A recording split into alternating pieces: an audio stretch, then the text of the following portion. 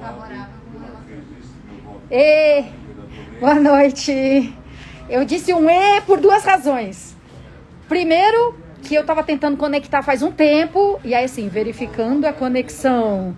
E eu já tinha escrito um título para fixar, para ajudar as pessoas a saber do que a gente está falando, e perdi o título, enfim.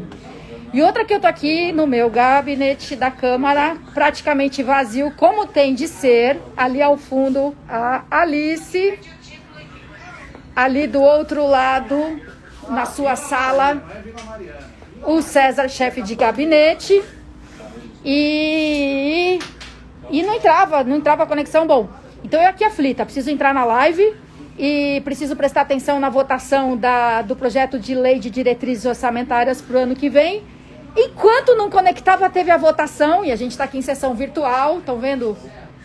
Bom, o Donato que está presidindo ali, o Donato está presidindo a sessão presencialmente, mas a gente está participando aqui pelo computador. Oi, Jovi, oi, coletivo do lado de cá, Daniel Zuckerman, Ale Youssef, que bom tê-lo aqui também, Ronaldo Paixão, Alice, todo mundo. Então, como eu disse, hoje a gente estava aqui votando a lei de diretrizes orçamentárias. Não é comum na quinta-feira ter votação de projeto importante ou ter qualquer tipo de votação. A gente tem concentrado os esforços na quarta-feira, na sessão extraordinária de quarta. Ontem, por exemplo, começou às 3 da tarde e terminou meia-noite. E não passamos do item 1 da pauta, que era o mais nevrálgico mesmo. E aí, por isso, a votação da LDO ficou para hoje, para quinta-feira. Oi, Silvana. Oi, Maria Tereza. Oi, Marcela. Porque enquanto não se vota a lei de diretrizes orçamentárias, você não pode começar a elaborar com mais detalhes a lei orçamentária anual, a lei do orçamento do ano que vem. Claro que ela já vem sendo elaborada, mas a LDO determina alguns parâmetros nos quais a lei orçamentária tem que se basear. E hoje eu convidei para participar aqui da live o deputado Daniel Coelho, que é do Cidadania de Pernambuco, deputado federal, de quem eu gosto muito, tenho muito orgulho. E eu pensei em convidá-lo para falar... Oi, Pedro Júnior. Para falar de dois grandes temas em pauta no Congresso, na Câmara Federal, no Congresso Nacional. Um que já foi votado e um que ainda está em processo. Oi, Silvio. Oi, Tereza Mello. O que já foi votado é o Marco Legal do Saneamento. Eu tenho a impressão que as pessoas são favoráveis ou contrárias ao Marco do Saneamento, o novo Marco Legal do Saneamento, baseada numa impressão geral, numa posição em geral sobre o papel do Estado e o papel do mercado, ou mais ainda, não só o papel, mas a função, as tarefas do Estado. Já vou adiantando aqui o que eu acho.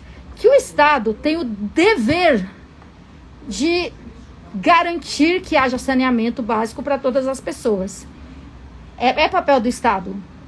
Tem de garantir recursos, se for o caso, recursos financeiros, recursos técnicos, tecnológicos, mas se vai ser executado por uma empresa estatal, que é uma empresa que recebe recursos públicos e nem sempre faz bom uso deles, ou por algum outro tipo de contratação que não de uma empresa estatal, e lá na ponta as pessoas tenham acesso à água potável, coleta e tratamento de esgoto, assim, por que não? Enfim, em linhas gerais, eu não acho que tenha que ser necessariamente uma empresa estatal a que realiza as obras, a que garante a coleta e o tratamento de esgoto. Mas é bom entender, e eu vou falar uma verdade para vocês. Eu não li o projeto de lei e a lei do Marco do Saneamento, e eu não estaria pronta, por exemplo, para dar uma palestra sobre esse assunto. Eu só acho que eu entendo o suficiente de um assunto se você puder me chamar para uma palestra ou para uma mesa de debate e eu souber o que dizer.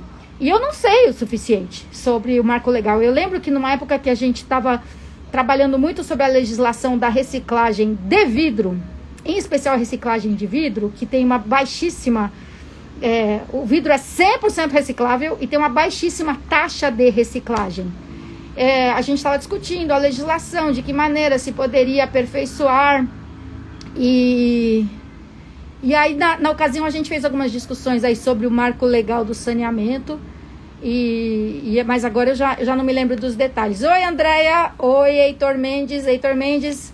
Hashtag fechem o Minhocão. Eu acho, Heitor Mendes, o Minhocão, para quem não conhece, é um viaduto horroroso que tem no centro de São Paulo, que o Maluf construiu assim em cima de uma avenida. Imagina você ter uma avenida, aí alguém vai construir um viaduto todinho por cima dela. Muito prático, muito conveniente para o trânsito de veículos motorizados, que são os únicos que podem circular. De bicicleta, por exemplo, não pode andar no Minhocão, não tem calçada. Então é só para carro, veículo motorizado. Ônibus também não passa, caminhão também não passa. Então assim, super conveniente, porque ele passa totalmente por cima das avenidas. Não pega um cruzamento, não pega um semáforo, mas o que ele fez para cima dele, né, o que trouxe de barulho para os prédios e principalmente para baixo dele, o nível do térreo e do primeiro andar, o barulho, a sujeira, a poluição, né, da fuligem dos ônibus, uma coisa horrorosa. O Silvio Daidoni tá falando aqui, Avenida Beliche, são dois andares de via, embaixo tem pedestres, tem ônibus, tem bicicletas, tem pessoas em situação de rua, muitas. Eu fui casada há mais de 6 anos e pouco com uma pessoa que vivia em situação de rua. E eu lembro que a gente, naquelas conversas que todo mundo um dia teve, o que você faria se você ganhasse na Mega Sena? A resposta dele foi assim: eu comprava o Minhocão. Porque o que era o Minhocão na experiência dele? O Minhocão, tipo assim, eu comprava o Minhocão. O Minhocão era o teto. O Minhocão era a garantia de um lugar para ficar. Olha que puta viagem. E agora a gente tem, né, uma proposta, um projeto encaminhado para ampliar, aliás, já vem sendo ampliado o fechamento do Minhocão. O Minhocão começou a ser fechado, acho que foi no governo da Erundina, não lembro se antes, talvez no Olavo Setúbal. Aliás, o Olavo Setúbal, ele implantou várias medidas restritivas à circulação de automóveis. Os calçadões aqui do centro, eu estou no Vale do Anhangabaú, na Câmara Municipal, os calçadões aqui do centro são da época do Olavo Setúbal. E na época foi super controvertido, ai que absurdo, se os carros não passarem aqui, vai acabar com o comércio, coisa e tal. Então eu acho que o Olavo Setúbal foi o primeiro a fechar o Minhocão a partir da meia-noite, em função dos acidentes de trânsito, porque a galera barbarizava, não tinha o trânsito, que contém um pouco, né, os arroubos, e a galera circulava 120 por hora e tinha uma porrada de acidente fatal no Minhocão na madrugada. Então, fechou o Minhocão a partir da meia-noite.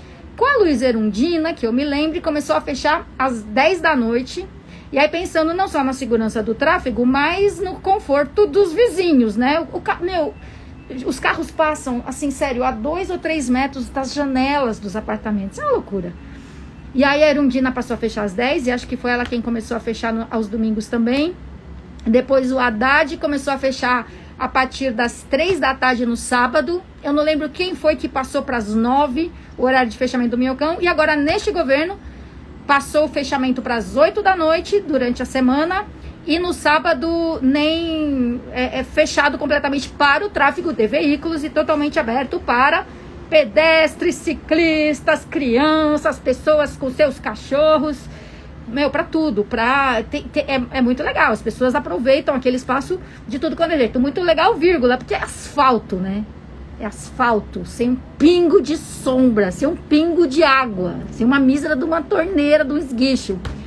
Então, fechar o Minhocão para impedir o tráfego de automóveis barulhentos e poluidores em benefício das pessoas que moram ali em volta é uma medida, né, razoável. Mas o certo para mim era demolir o Minhocão. Era restaurar uma rua que circula ali debaixo. Que existe, né, ali debaixo, que pulsa. E aí com o desafio de encontrar outras alternativas para o tráfego de automóvel, porque senão você fode o bairro inteiro. O cabra não pode mais andar no Minhocão, por cima de tudo, do farol, do cruzamento. o carro vai andar por algum outro lugar. E que outro lugar é esse? Alameda, Barros, ou para baixo, a rua Barra Funda, a rua, como chama a outra ali? Brigadeiro Galvão. Assim, se você for destruir o bairro inteiro, porque os automóveis vão encontrar outro caminho, também não vejo muita vantagem. O projeto de sonhos meu é uma passagem subterrânea, em que você joga os automóveis para baixo e aí deixa a parte da rua com espaço, com silêncio, com calçadas decentes e tudo mais. E com o devido acolhimento à população em situação de rua, porque apesar do desejo do meu companheiro de comprar o minhocão, para poder dar o minhocão para os maloqueiros, tudo, isso não é o melhor que a gente pode almejar e desejar. Deixa eu falar aqui com a Alice, porque eu acho que o deputado Daniel Coelho, que a depender do Fernando Filho, é o futuro prefeito de Recife. Eu não sei se o Daniel já entrou e eu que não vi, ou se ele não entrou ainda. Põe na busca aí. Põe na busca aí. Onde é a busca? É no campo do comentário? Ainda bem que eu já tô com a Alice aqui, porque sozinha em casa. Ó, atenção. Chama ele, cadê? Estou aqui procurando para ver se o Daniel Coelho já entrou. Não, o Daniel Coelho ainda não entrou. Vou mandar mensagem pro cara. A Alice vai falar com o assessor dele para ver se de repente ele não entrou no meu perfil pessoal, porque eu tenho 2 em Instagram. Tenho esse aqui, que é o Soninha Francine _ oficial, que é para falar mais do mandato e menos de gatinho. E tem o perfil pessoal Soninha Francine, que é para falar mais de gatinho, menos de mandato. Embora eu ache tão melhor que a pessoa seja uma só, com gatinhos e com mandato. Eu lembro que na MTV, quando me tiraram da apresentação dos programas DJ, que eram os programas musicais para chamar clipe, para me deixar só no Barraco MTV, que era o programa de debates, eu fiquei tão desapontada, porque assim, então tá, quem vai fazer um debate não pode gostar de música, não pode curtir uma banda. E no fim, eu no Instagram acabei fazendo a mesma coisa. Mas sabe por quê também? Porque eu era muito relapsa no Instagram. Eu não entrava aqui nunca. E aí, pô, tinha que prestar contas do mandato também no Instagram. Tem o Facebook, tem o Twitter, tem o site soninha.com.br, tem o próprio site da Câmara Municipal. Mas não podia ficar fora do Instagram a prestação de contas do mandato, compartilhamento de ideias, de dúvidas. Tá aí. Ué, ele tá dizendo que ele tá aqui, o Daniel Coelho, deputado Daniel Coelho. Ele falou aí, ó, Daniel Coelho. Aqui! Agora sim. Bom, obrigada. Então, eu acabei criando 2 Insta. O Insta perfil pessoal e o Insta Opa! oficial. Ai, deputado! Tudo bom? Tava te vendo falar dos gatinhos aqui. Vou seguir agora para ver os gatinhos. Então, eu criei, tava falando que eu criei essa coisa. Agora estou na minha sala, máscara. Eu acabei, não sei se você pegou essa parte, mas eu acabei criando 2 Insta. O Insta que já tinha, o pessoal, e aí depois nem foi eu que criei. A equipe do mandato criou um Insta oficial, porque eu era muito relapsa de Instagram. Facebook, Twitter, direto, site, mas no Instagram nada. Isso assim, não, você tem que prestar contas do mandato no seu Instagram. Eu falei, não, mas se não sou eu que vou fazer, então vocês criam lá um oficial. Agora eu tô mais no Instagram, tenho entrado aqui direto. E acho tão ruim essa coisa de ter o perfil e o oficial. Eu sou a mesma pessoa, né? Mas... o meu vai no mesmo, não é gatinho não, mas tem meu cachorrinho aqui, a Caixa, ele vem no meu... ele vem pro meu... O mesmo da política. Deputado, obrigada por ter vindo. Estava falando que eu tenho muito orgulho de ser do seu partido, muito orgulho de você. Eu que me filiei no seu, que você estava primeiro, então...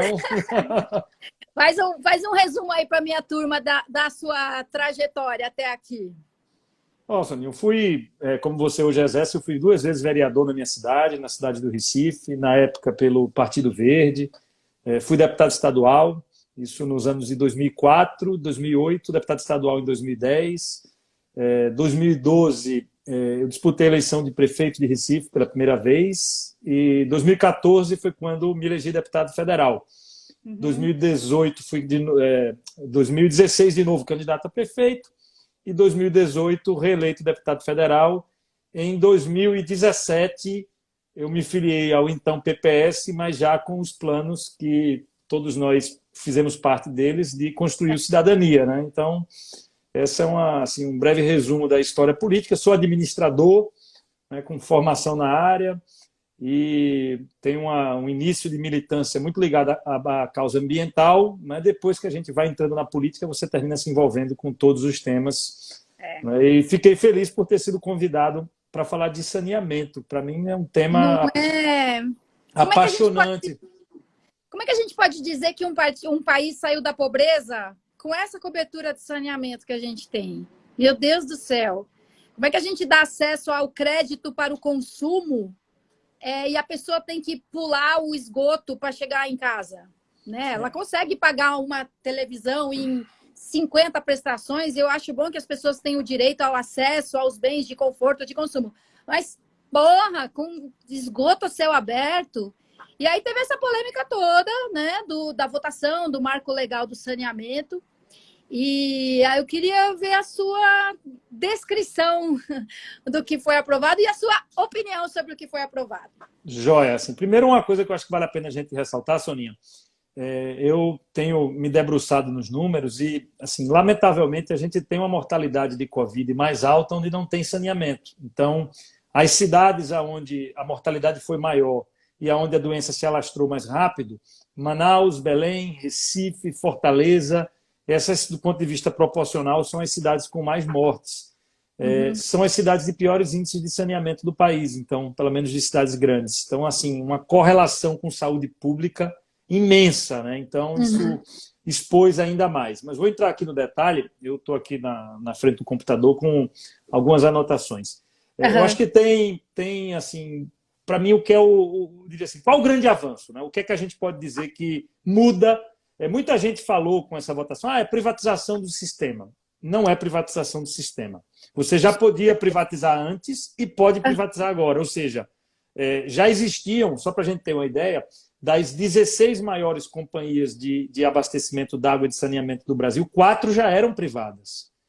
Então, o governador de São Paulo, de Pernambuco, de Minas Gerais, ele já pode privatizar.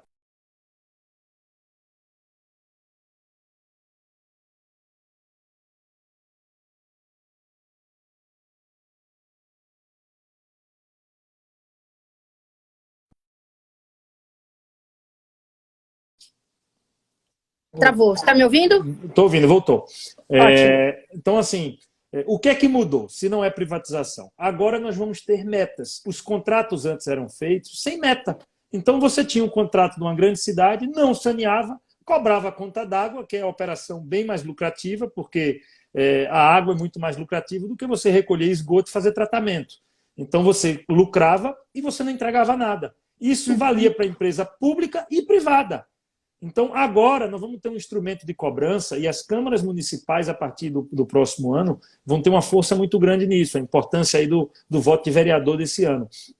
Porque nós vamos estabelecer novos contratos, onde eu vou estar aqui, trechos do texto aprovado.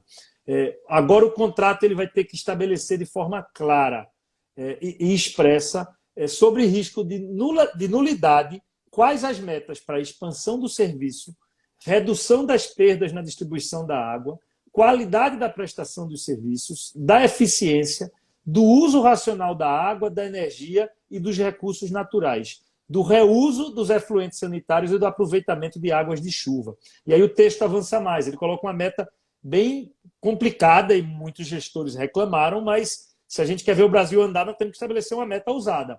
Em 2033, então nós estamos falando de hoje há 13 anos à frente, né, as companhias d'água e de abastecimento vão ter que atingir 99% de água potável e 90% de saneamento nas suas regiões. Então, o que muda é esse marco legal que estabelece agora que as empresas vão ter que prestar contas ao povo, à sociedade, às câmaras municipais. Aí você pode me perguntar, qual o problema do projeto? O problema é que você deu a oportunidade de renovação dos contratos atuais, pelo menos por uma vez, na regra antiga. Então, aí, alguns gestores correram para renovar. Outros não, estão com o contrato em curso e vão começar o debate. Uma outra coisa que ocorre é que ele deixa mais claras as regras para a municipalização do serviço.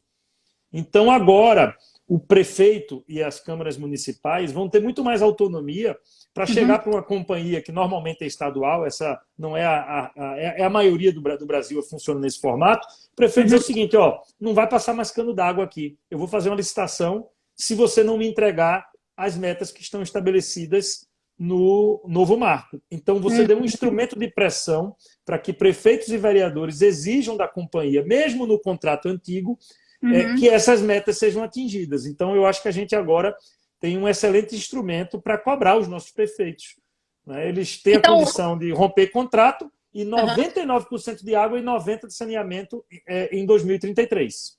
Então, o que a gente pode dizer que mudou em relação a esse aspecto da municipalização? O que não podia antes, ou o que era obrigatório antes e deixa de ser agora? Não era obrigatório. O município podia trazer para si o serviço, mas era uma regra tão complexa e era uma regra não uniforme, dependendo do contrato do Estado, que criava quase que uma impossibilidade. O que a gente tem agora? Uma segurança jurídica, uma regra nacional a ser seguida. Então, você tem um diálogo mais tranquilo entre município e companhia. Antes, todos os municípios que tentavam municipalizar o serviço terminavam o fazendo na justiça. Você não tinha segurança jurídica. Então, o que a gente ganhou foi segurança jurídica.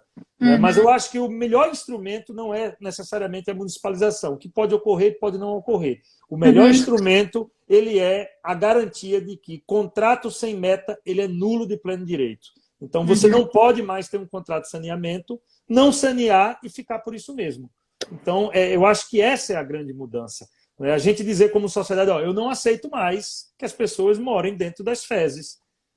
Isso está fora de cogitação. E aí eu reforço. Agora, quem vai exercer esse poder? Câmara Municipal, né? Os vereadores vão ter que estar lá cobrando e exigindo esse direito. Porque para chegar em 2033 com 99%, o município, eu conheço os números bem da minha cidade, do Recife. Aqui nós temos 52% de área saneada. Eu não vou sair de 52 para 99 se em 5 anos eu não faço nada. Então, a gente vai ter que fazer uma cobrança escalonada. Ó. Se eu estou com 52, qual o caminho que eu preciso construir para em 2033?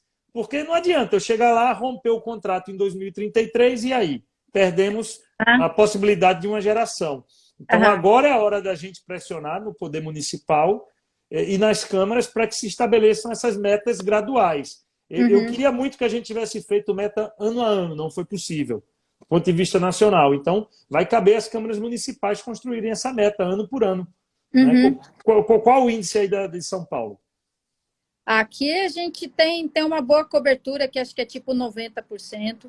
Você já está bem... É assim, 98% de coleta e afastamento e um número menor de tratamento mesmo. Tratamento, a gente tem muito esgoto que é coletado, afastado, mas é despejado nos cursos d'água, num volume muito maior do que a natureza seria capaz de dar conta sozinha, né?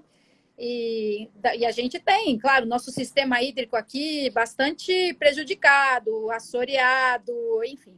Mas, assim, a cobertura em São Paulo até que é boa, mas é super desafiador, super desafiador. Acho que 98, na verdade, é o índice do estado. Em São Paulo deve ficar em torno de uns 70, 80, mas é a cidade informal, né? É onde o modo tradicional de tratamento, de coleta, tratamento de esgoto, coleta, joga na rede, não é possível. Você não tem a condição urbanística de fazer passar os dutos, os canos e depois a estação elevatória. Então, a cidade informal é um super desafio. E eu acho que a gente podia pensar em outras formas de coleta e tratamento de esgoto, que não fosse essa. A gente, em São Paulo, capta esgoto em Parelheiros, que é no extremo da Zona Sul, e transporta 70 quilômetros para tratar numa baita estação de tratamento de Barueri. Então, assim, a Sabesp, que é a empresa estatal aqui, né, que exerce esse serviço em São Paulo, ela é uma empresa de qualidade, que entrega um bom produto, mas eu acho ela muito presa a esse modelão de engenharia mais antigo, quando eu acho que a gente podia buscar outras formas de tratamento da matéria orgânica e para geração de energia, ou, enfim, as formas baseadas na natureza, como a gente tem hoje, né, na zona rural, as formas de tratamento baseadas na natureza, como chama? Vapotranspiração. Eu acho que em algumas partes da cidade informal valeria a pena a gente pensar nesses outros modos. Não sei se o novo marco muda alguma coisa em relação a isso, imagino que não. Que o modo não. Não, o modo não. Eu acho que é um debate que vai caber a município, a Estado, na sua administração. Né? A gente, quando fala de sustentabilidade, o reaproveitar e o reduzir os dejetos é parte desse contexto. Né? Então, com certeza, não só a maneira de você reaproveitar, existem maneiras mais modernas e ambientalmente corretas, mas também você ter formatos onde você não tenha tanto desperdício d'água é um grande desafio das nossas cidades. Reaproveitar a água dentro da residência, não ter desperdício, a água que lava a pia, poder essas construções mais modernas, eu acho que esse é um debate também muito rico. Claro que é difícil eu chegar na cidade informal e cobrar em quem está com dificuldade de comer, fazer uma casa nesse formato. Mas os bairros mais nobres e com poder aquisitivo mais alto, eu acho que a gente tem que avançar em um modelo de engenharia mais moderno que faça reaproveitamento de água, de dejetos. A água da pia que você lavou o prato é a água que vai dar descarga no banheiro, então você vai utilizando aí uma redução dos recursos hídricos, que é extremamente importante, que lá na frente vai fazer diferença. Né? Então, vamos dizer que a grande meta do novo marco legal já era permitido contratar uma empresa privada e já continua sendo. Isso. A grande diferença é que seja privada, seja estatal, tem que ter um contrato estabelecendo metas. Estabelecendo metas. Essa é a grande diferença. Essa é a grande diferença. Assim, a diferença mais... Deixa eu ver se a gente consegue pegar. Tem algumas coisas sobre... que já pode hoje, mas assim, ficou mais clara a regra para você estabelecer tarifas sociais para as pessoas mais pobres. Então, deixou uma regra unificada nacional, mas não é uma mudança para dizer que é uma novidade. Muda-se também as alterações, dependendo da região, do que é pequena comunidade, mas são coisas que estão no detalhe. Eu acho que assim, o substancial realmente é a gente dizer que agora você precisa ter metas e esse contrato ele vai estabelecer. Quando a gente fala esse 90%, 99%, isso tem um impacto muito grande no Nordeste, que tem uma área saneada menor. Mas, por exemplo, São Paulo, Paraná, que talvez seja o mais alto do Brasil hoje, você tem uma região saneada alta, mas você também tem que ter metas do ponto de vista ambiental, uso racional da água, da energia, dos recursos naturais. Então, quem já avançou, já passou na etapa de ter a área saneada acima dos 90%, aí o município passa para a segunda etapa do desafio, fazer um contrato com metas ambientais, que também faz parte do novo marco. Então, para a gente aqui na região Nordeste, o desafio ainda é de universalizar o serviço, ele não está universal. Mas, no caso de vocês, eu acho que a questão das metas ambientais vai ser o debate mais rico, né? Como o município pode estabelecer essas regras de reaproveitamento, uso racional da energia. Tudo isso faz parte do marco. Ele não está, como na questão da universalização, tem que ser 90%, mas ele diz que tem que ter meta no contrato. Aí vai depender do município, da Câmara Municipal, a construção dessas metas na área ambiental. Eu tô procurando aqui a cobertura na capital, que é uma vergonha não saber esse número de cor, mas eu vou achar. E eu acho uma coisa que a gente que foi aprovada aqui em São Paulo recentemente, que eu achei bem interessante, assim, São Paulo não tinha um contrato com a Sabesp. A Sabesp era responsável pelo fornecimento de água, pela coleta de esgoto, tratamento, e não tinha nenhum tipo de contrato estabelecido com o município. E aí foi aprovada aqui uma lei e o Plano Municipal de Saneamento. E o que acontece agora? A Sabesp ela é obrigada a investir 6% do que ela arrecada com o pagamento das contas d'água aqui na cidade, ela tem que investir em obras de infraestrutura na cidade. E acho que são 13% da receita dela, ela deposita no Fundo Municipal de Saneamento do município. E aí o município preside um conselho gestor para decidir o que vai fazer com esse recurso também em obras de infraestrutura. Então, a companhia é obrigada a fazer um investimento direto em obras do município e a depositar o recurso no Fundo Municipal de Saneamento para que sejam feitas obras, por exemplo, de habitação. Porque é isso, existem lugares em que você tem um córrego totalmente poluído, contaminado, com pessoas vivendo praticamente dentro do córrego, ou literalmente dentro do córrego. Como é que você faz uma obra nesse córrego se você não providenciar uma solução habitacional para aquelas pessoas? Você não simplesmente arranca as pessoas dali e elas que se virem. Então, muitas obras de habitação são necessárias para fazer a desocupação de leitos de córregos, de margens de córregos, de áreas alagáveis, para que depois a gente possa fazer as obras de saneamento, de drenagem e tudo mais. Deixa eu ler uns comentários aqui. O Jurandir Artim Madeira, que é lá da Zona Sul, da região de Parelheiros, diz que... Eu marquei presença. Diz que o esgoto poderia ser usado para geração de biogás e adubo riquíssimo. Marquinhos Lima, de Pernambuco, precisamos de projetos mais inovadores e tecnológicos. Vicência está com você, deputado. O FC Barros, dinheiro tem, falta uso responsável dos recursos. Aí ele aponta aqui, na opinião dele, gestão PT-PSB só governou para eles próprios. E o Marquinhos Lima, feliz aqui com os importantes esclarecimentos. Deputado, queria mudar de assunto, que é falar sobre um que está em pleno andamento e que normalmente não se fala tanto assim da relação dele com o meio ambiente, mas é óbvio que tem muito forte, que é o da reforma tributária. O que você pode explicar, assim, totalmente para leigos, de quais são os principais pontos das reformas propostas? A gente apresentou uma proposta nossa, tá? Não acabada, mas de princípios. E eu queria começar com ela. O que a gente estabeleceu? Qual é o objetivo da nossa bancada? Uma reforma tributária que estimule o equilíbrio ambiental e a sustentabilidade. Então, a gente não viu nas propostas que estão hoje na Câmara, seja a enviada pelo governo, seja a que está sendo defendida pelo presidente da Câmara, Rodrigo Maia, um estímulo à pauta ambiental. Então, você precisa de um sistema tributário que estimule toda a cadeia produtiva que nos ajuda com energia solar, com energia eólica, com bicicleta. Então, assim, tudo que você puder pensar que entre, do ponto de vista ambiental, a nos trazer cidades mais saudáveis, deveria estar presente na reforma tributária, não está. Na nossa proposta também, nos princípios que a gente apresenta, nós falamos da necessidade da progressividade dos impostos em relação à renda e da busca da diminuição das desigualdades. Há alguma coisa nesse sentido na proposta da Câmara.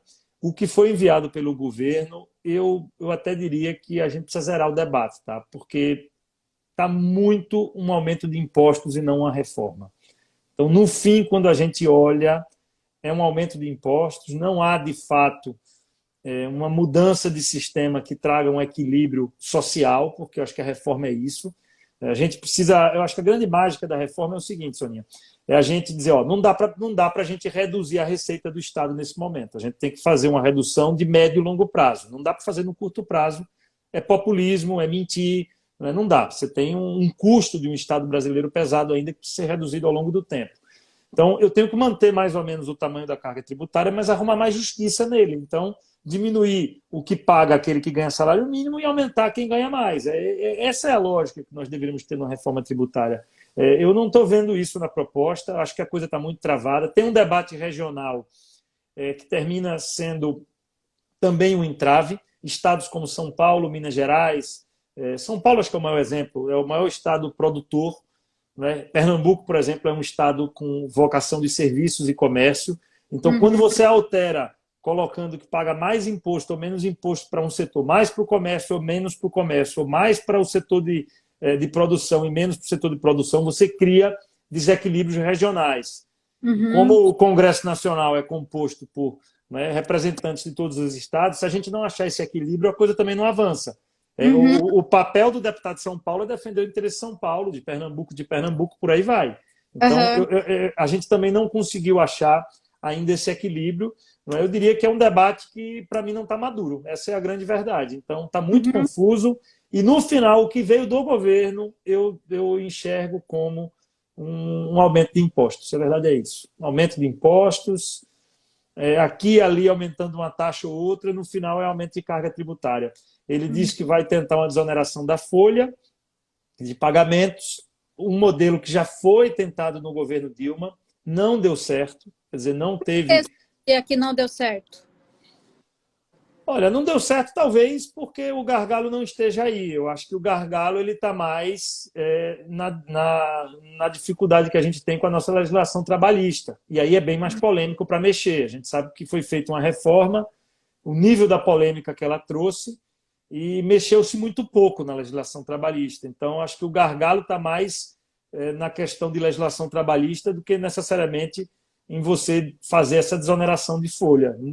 A experiência prática mostrou que não funciona tão bem, porque se você desonera a folha, mas aumenta o imposto na outra ponta, no final o custo do empreendedor é o mesmo, quer dizer, não mexe. Agora, eu não posso aumentar de forma injusta, então eu preciso ter um aumento em itens de luxo, aqui a gente pode citar, sei lá, o cara comprar uma lancha, no consumo de bebida alcoólica cara, então aí em bebidas destiladas, isso é onde você pode ter um aumento. E eu preciso tentar diminuir na cesta básica, medicamentos continuados, quer dizer, o produto que todos nós compramos, somos obrigados a consumir, né? No fornecimento de água, na conta de energia, ela é universal, você tentar baixar imposto das camadas, né, da classe média, da população mais pobre. Então, tentar democratizar um pouco o sistema. É desafio. Né? Reforma tributária é desafio grande. E a gente, pelo menos, tem o seguinte, vamos lá ao lado bom, tá? O governo passou 2 anos e não mandou proposta, 1 ano e meio, mandou proposta agora. Não dava para começar o debate sem a proposta do governo. Então, o governo sabe que quando manda vai ser modificado. Pelo menos agora a gente tem um escopo para começar o trabalho. É utopia achar que você vai fazer uma reforma de iniciativa do legislativo sem o governo participar. Não consegue. Claro, né? Quer dizer, a reforma tem que ser conjunta, legislativo com o governo federal. Então, agora, como tem uma proposta do governo, eu acho que é trabalhar em cima dela para a gente alcançar esses princípios. Deixa eu ler uns comentários aqui. A Conceição Zeppelini, vocês acreditam que após a pandemia os governos vão continuar dando importância para o saneamento, para as áreas mais pobres? Eu acho que continuar não é nem a palavra, né? Começar, né? E tal, começar. E como a gente está falando aqui com o novo marco legal, agora os contratos com empresas estatais ou privadas terão de ter metas e que até 2033 a gente tenha 90% de cobertura de água potável e esgoto. E alguém pode falar assim, mas só em 2033? Depois de 500 anos sem conseguir, quem sabe em 13 a gente consegue. O UFC Barros disse que o problema é termos um presidente que não está preocupado com as reformas e vive em guerra, precisa se concentrar no diálogo com o Congresso. O Kriegner me avisa assim, estão te chamando no plenário, vai entrar a segunda chamada. Não, eu estou com o olho aqui, se eu olhar assim meio distraída, é porque eu estou com o olho na tela, na sessão plenária, mas estamos em congresso de comissões. Eu estou vendo aqui o HC dizendo cerveja não, ele cerveja não. Cerveja não. Sabe que o HC é o Alexandre, que é consultor da Comissão de Finanças aqui da Câmara. A gente tem altas discussões sobre incidência de tributos. E outro dia a gente estava discutindo sobre a isenção que foi dada por anos do IPI sobre o carro zero, que é um exemplo de uma isenção que não teve nenhum viés ambiental, né, de sustentabilidade, muito pelo contrário, porque não condicionou a isenção a algum tipo de veículo que fosse, né, de menor emissão de carbono. E assim, a indústria automobilística que a gente vai incentivar mesmo, né? É essa indústria que mais... Enfim, tivemos uma baita discussão sobre isso. E assim, para já liberá-lo, o Joel Dentista está falando o Nordeste todo com o Bolsonaro, hoje foi a prova, sem pagar o povo para estar lá, totalmente espontâneo. Então, Joel, até outro dia o Nordeste todo com Lula, agora o Nordeste todo com Bolsonaro. Eu não acho que é assim que a gente tem que ver quanta gente apareceu no evento, no comício, mas isso é tema para outra live. Muita gente aqui falando, meu prefeito, Daniel Coelho, faço campanha de graça. Olha, rapaz, que coisa maravilhosa. Joel, não vou discutir com você sobre quantas pessoas foram no evento com o Bolsonaro e quantas iam no evento com o Lula. Muita gente ama o Lula e vai de graça, ia de graça, dá tchau pro Lula em Curitiba. Eu não faria isso jamais, nem pelo Lula, nem pelo Bolsonaro, e não sei nem se eu faria por outro político que eu admiro, nem pelo Daniel Coelho. Pronto. Gosta de você, Daniel. Eu ia falar o que mesmo da reforma tributária? Assim, para completar, que eu já está chegando o horário que eu prometi que eu te libero. A gente tem alguns consensos sobre o problema da estrutura tributária do Brasil. É uma burocracia dos infernos, é uma complicação desgraçada, e só isso já é um problema. Alguém usou uma expressão tão engraçada outro dia, manicômio tributário. A gente tem um manicômio tributário, a gente tem o imposto regressivo, que no fim das contas, pobre paga mais do que rico. A gente tem uma oneração muito pesada do setor produtivo. E então assim, não sei se eu estou esquecendo alguma crítica mais comum, assim. E aí tem algumas defesas. Taxar grandes fortunas, taxar mais herança, mudar as faixas do imposto de renda, porque, né, realmente as faixas estão super defasadas. E aí, você acha que alguma dessas coisas tem chance de passar? Eu acho que é o seguinte, se a gente conseguir simplificar, vou pegar desses problemas todos que você fala, eu acho que se a gente simplificar, a gente avança. Então, se você pensar que não vai mudar muito o tamanho da carga tributária, dificilmente o governo vai abrir mão de arrecadação. Mas se a gente conseguir simplificar e fazer as pessoas terem menos tributos a pagar, eu acho que tem um avanço, sabe? Existem temas polêmicos, como você fala, assim, por exemplo, taxar fortuna, taxar herança, são temas polêmicos, né? Acho que ninguém discorda do ponto de vista da busca da justiça social, mas tem aqueles que argumentam de que você vai ter fuga de capitais, de que o mundo hoje não tem fronteira, o cara compra Bitcoin, o dinheiro está aqui, está na Alemanha, no outro dia depois está no Japão. Então, não adianta eu querer taxar a herança, que eu só vou pegar classe média, porque o cara mais rico tem planejamento tributário, faz sucessão na empresa. Então, assim, a gente tem que tomar cuidado, porque às vezes, na ânsia de fazer a justiça social, a gente termina prejudicando aquele cidadão de classe média que poupou uma graninha a vida toda, e ele é que termina pagando a conta, porque realmente o cara que tem o mais rico, esse mais poderoso, ele faz um planejamento tributário, ele tem toda uma defesa. Então, a gente vê exemplos, por exemplo, da Alemanha, que fez a taxação de grandes fortunas, depois recuou, depois... Porque o que eles percebem? Toda hora o mais rico ele arruma um jeito de fugir. Eu não estou falando aqui de sonegação e de ilegalidade, eu estou falando de planejamento tributário. Quem tem mais recurso tem uma equipe de bons contadores, bons advogados, buscas alternativas. Então, eu daria assim como foco 3 pilares. Simplificação, tentar fazer uma tabela de desoneração de produtos básicos para o consumo da população mais pobre e estímulo à sustentabilidade. Então, eu acho que é muito importante, por exemplo, quando a gente vai discutir IPI para carros, você fazer realmente uma discussão de transição de médio e longo prazo para que a gente avance no sentido do carro elétrico, do carro híbrido.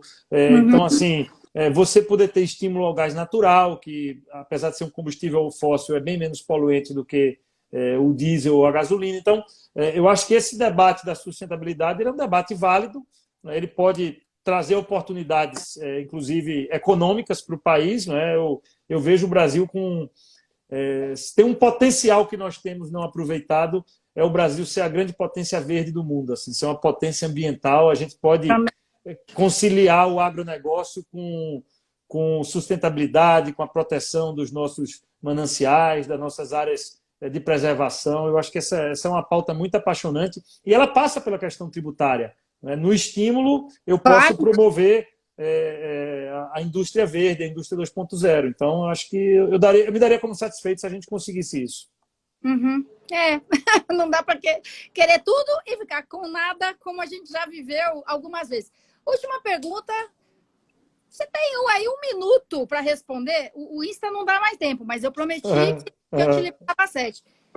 Renda mínima. Renda mínima tem um horizonte para isso?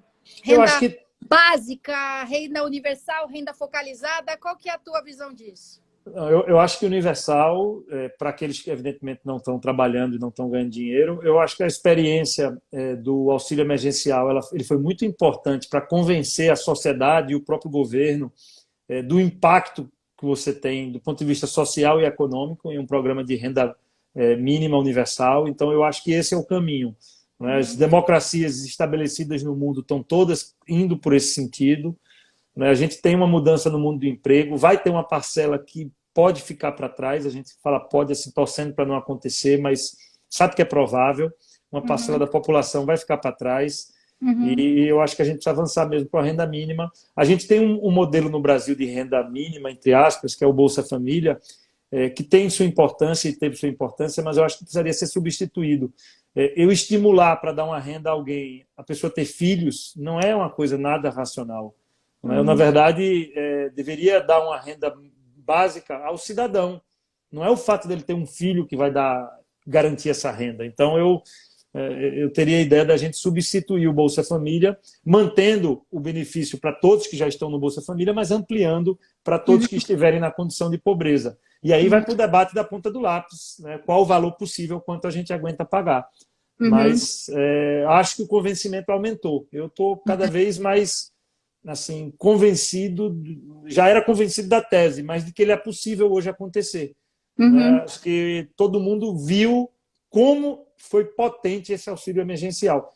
Soninha, tem municípios, aqui teve alguém que falou, Vicência está contigo. Vicência é um município aqui na Mata Norte do estado de Pernambuco. Eu falava com o prefeito da cidade e ele estava me dizendo que houve um aumento do PIB do município durante o período do... Olha Quer só. dizer, a região que tem uma dificuldade de renda, a região pobre, com pouco emprego, com pouca indústria, foi tão potente o auxílio emergencial que movimentou o comércio, movimentou a cidade inteira. Então, você teria a capacidade, inclusive, de ter impacto grande na desigualdade regional que a gente tem no país. Né? Então, não só no país, você tem desigualdade regional dentro da cidade. São Paulo, que é um mundo, né? Vai ter impacto nas periferias. Né? Então, eu acho que esse é o tema, talvez eu acho.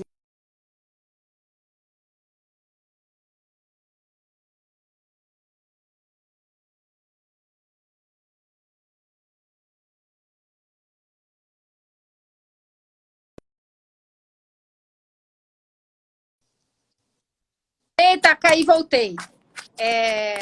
Só para continuar o assunto, para encerrar.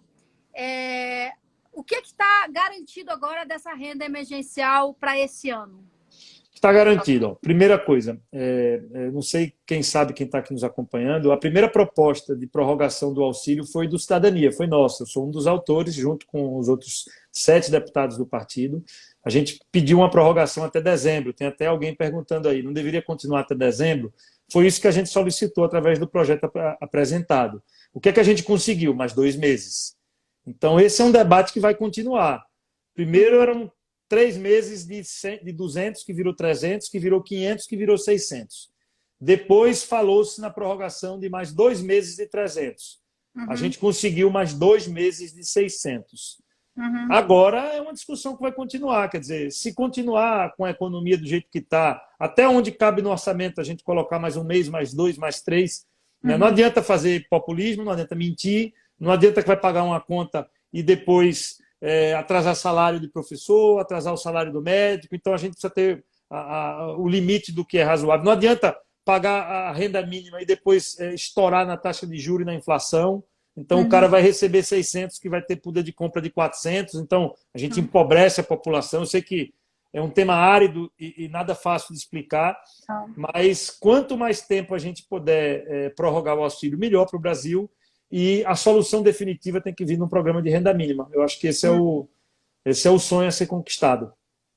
Deputado, obrigada.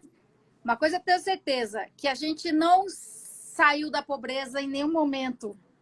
Não saiu da pobreza, a ponto de, agora com o auxílio emergencial, como você já disse, outro dia a Tabata, numa coluna em defesa da renda universal, também falou, tem lugar que as pessoas melhoraram a sua renda com o auxílio emergencial. Elas estavam muito mais pobres antes do auxílio emergencial, a ponto de fazerem uma associação maluca e acreditarem isso ao presidente como uma bondade dele. Quer dizer, a gente muda o cenário, o João vai ficar bravo comigo, mas a gente muda o cenário e acaba achando que tem que ser grato a um presidente por conceder esse ou aquele benefício quando é uma medida Tem do muita Estado. gente, Soninha, eu vi vários relatos, muitas pessoas que nunca tinham pego R$ 600 na vida na mão, assim, o cara nunca tinha de uma vez, porque ele era acostumado a fazer um bico, ganhar 50, depois ganhava 60, tal, o cara nunca tinha pego naquele dinheiro na vida.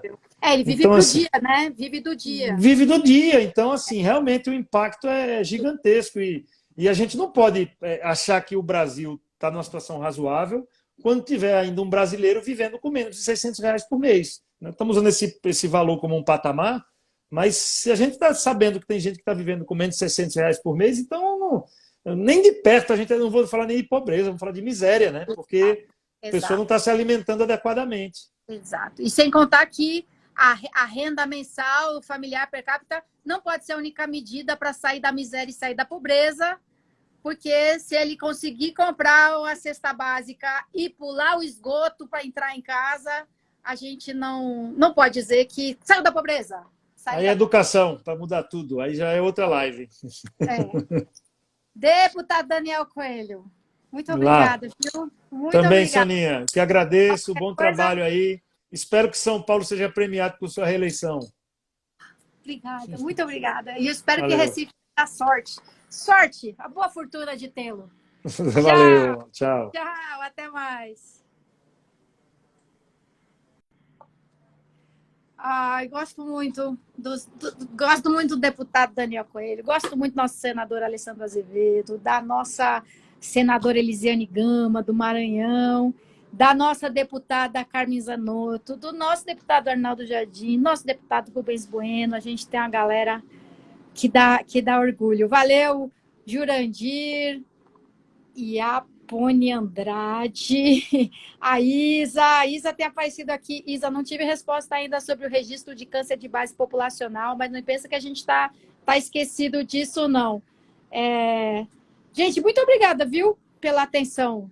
Vou voltar lá para o plenário. Lá para o plenário é aqui, assim, eu mudo a cadeira, olho para o notebook e estou no plenário, mas estou voltando.